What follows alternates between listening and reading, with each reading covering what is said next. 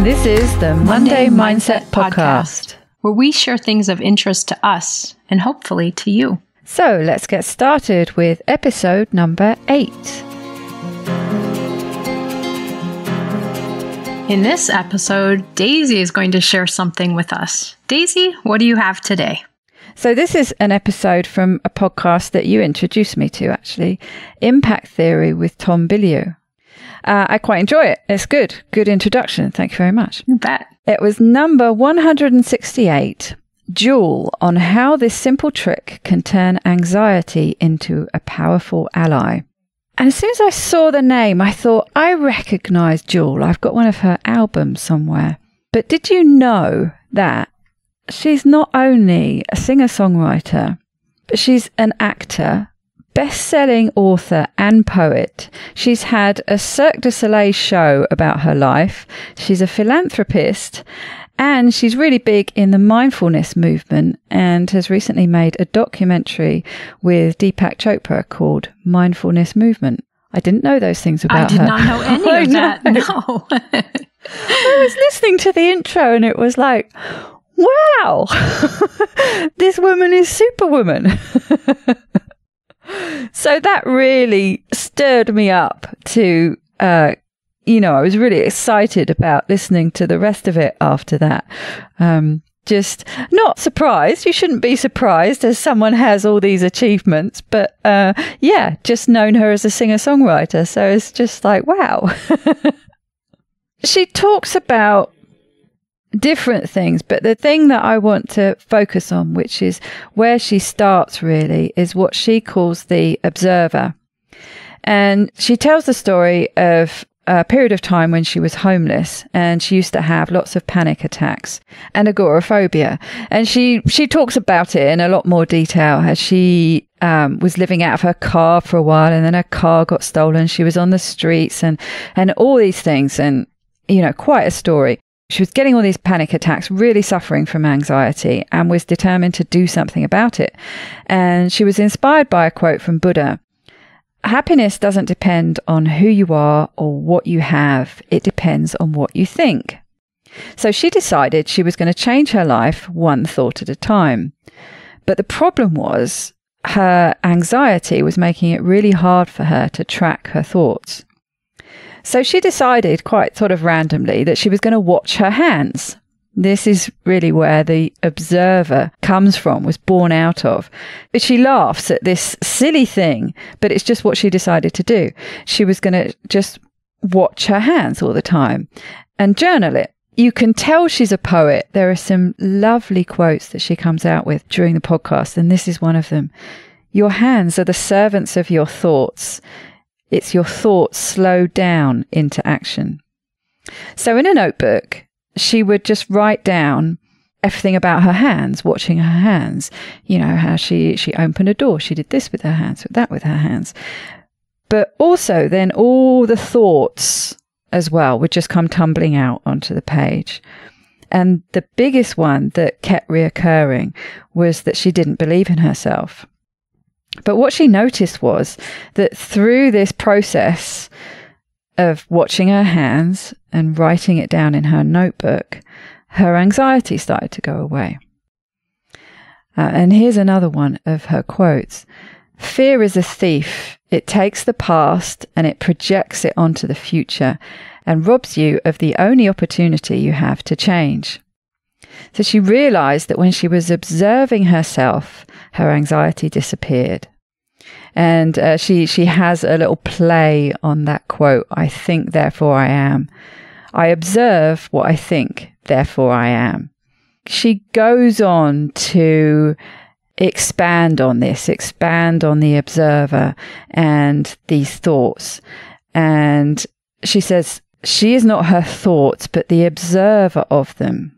And when you're observing your thoughts, it creates this room, a gap between who you are and your thoughts. For example, you're not sad, but you're the observer of sad. She goes on from that to just talk about her view on mindfulness. And she says, if you have a thought, it's creating a gap before you act on that thought. And then she talks about this gap as a magical space where you can change. You can step in and form new neural pathways and starve old ones. She says if you're being observant or curious, you're in a mindful state. If you're anxious, all you need to do is get really observant and curious, and that forces you into a mindful state and starts, calming you down a bit. And I was talking to a good friend of mine about this, who she suffered from anxiety over the years. And she told me a trick that she was taught to help bring you sort of back down if you're having a panic attack or if you're having a period of intense anxiety. And I don't know exactly what it's called, but it's basically a grounding technique. And I've seen it described as the 5-4-3-2-1 technique, something to do with the 5 senses. But basically, it's a grounding technique. And there are different ways you can do it. But the way she described was that you just need to slow down, take a breath, describe something you can see, describe something that you can hear. Describe something that you can smell, describe something that you can touch, describe something that you can taste. And by the time you've gone through that, the anxiety has slowed down a bit. And Jewel mentioned this actually, that something that she would do if she was in the middle of a panic attack. She said that she turned to gratitude, but she kind of describes a similar thing. She said that, I think it was where she used to live or something like that, but there was a lovely tree, I think, that she could see. And so she used gratitude, but also describing it. So just thinking about what she could see, what she could, she could hear the leaves in the breeze, this kind of thing. And that would just bring her back down to normal, as it were. So I just really like that. I just love the whole process. It just seems like a really simple thing, but had, a profound change. And I like that. This is kind of a bit of a reoccurring thing, isn't it? But something that's really small and easy to do.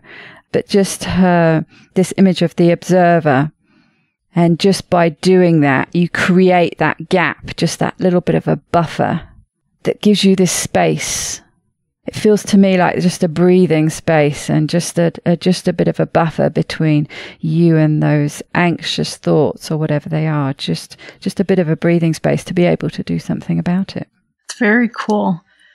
Part of what you described sounds like she has a very more holistic way of responding to this with doing the observing and creating that pause. It also reminds me of a model that has been pretty popular, and it's referred to as the CTFAR model.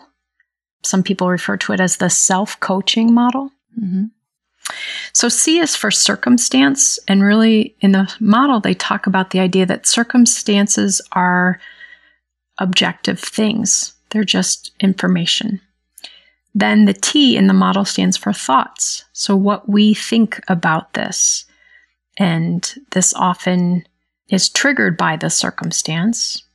Then those thoughts cause our feelings, which then cause our actions, which then come to the result.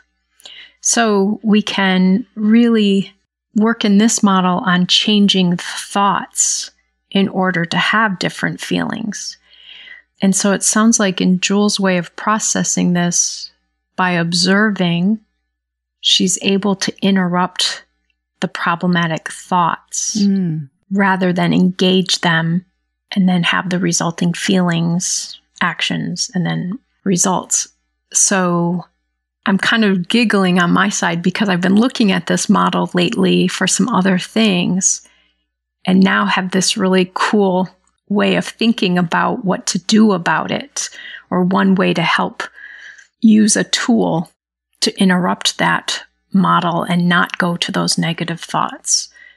Because oftentimes they're limiting beliefs or they're old thoughts based on past traumas or negative experiences. So again, a neutral circumstance triggers a negative thought from our past. So this is a really cool way to interrupt those. Yeah, and I liked what she said about being able to use that gap as a magical space, as she called it, to step in and change those neural pathways. You've spoken about that before. Mm-hmm. How you can change those negative beliefs and change them in a different direction. Actually create new neural pathways. And therefore really influence the resulting feeling, action, and result that comes from the situation, rather than feeling just kind of thrown through that process based on these beliefs or thoughts, that you can actually interrupt it and create this new way of experiencing it. And I must admit, the example that she used about that slight distance, instead of saying that you're not sad, but you're the observer of sad, it got me thinking relative to myself about the way I talk about depression and how that impacts me. And that's the trick. That's what I've been trying to do a lot more. I can't remember what I read something or heard something else a while back. It's just creating that slight distance instead of saying, I'm a depressive. Something I used to say all the time, my depression is back. My depression. Part of me, my identity. No, it's not. So that really resonated with me, that bit that she said, you're not sad, but the observer of sad. For me, it just reinforced that I need to keep checking myself if I say that and just rephrasing it. I'm not a depressive. I've had a bit of a depressive period the last week. I've been impacted by depression, but it's not my depression. It's not part of me. It's just something external that impacts me. It's kind of quite a subtle difference. Yeah, rather than seeing it as part of your identity. So that's something else that I took from it. And also probably that I need to get into journaling. It's something that I keep thinking about and not getting round to.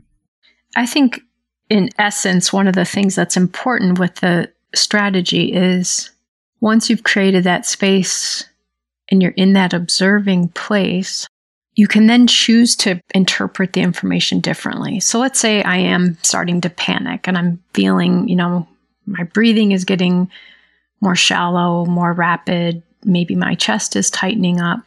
Then I can just observe that and say, my body thinks it needs to be stressing right now. Let me see if I can let it relax and use my breath to calm me. It's not necessarily, that example isn't changing the thoughts, but it's, in some ways it is, because in that moment someone thinks I'm not going to be able to breathe. And so instead to just slow it down, observe it.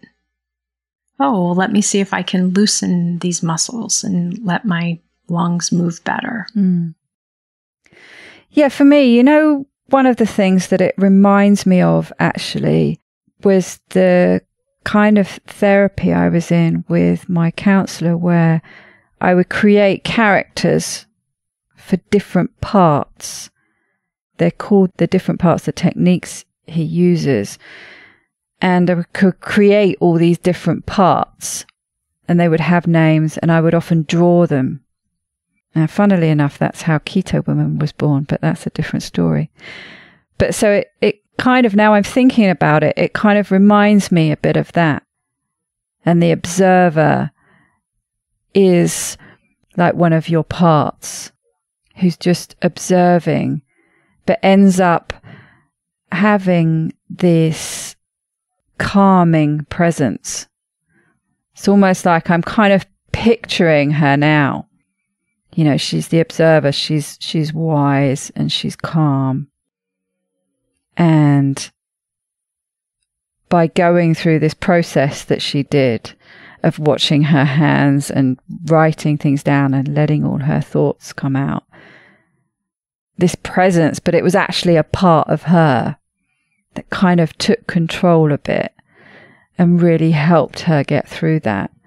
It sounds like she already had these threads that she was pulling. In the sense that she used to read very widely and things. It sounds like she was having the beginnings of this career that she's gone on to have in the mindfulness sphere. I find it very interesting, actually, now I think about it, seeing how, you know, it helped formed her. And actually, when I look at it in that frame, that was a real part of her that grew and emerged out of a period of time that was actually very traumatic when she was on the streets, and I think got attacked quite a few times and things like that. So it sounds like you've really made a connection with it of, again, kind of tapping into a part of yourself that can provide that safety and observing view and calmness to help you work to that next place. Yeah, I think I have. It's funny as when you come back to look on it afresh and different things strike you. Sounds really powerful. Yeah, she's very inspiring. I went out and I dug out the old CD after I'd listened to it. I knew I had this somewhere and reminded myself what her music was like. So yeah. Very cool.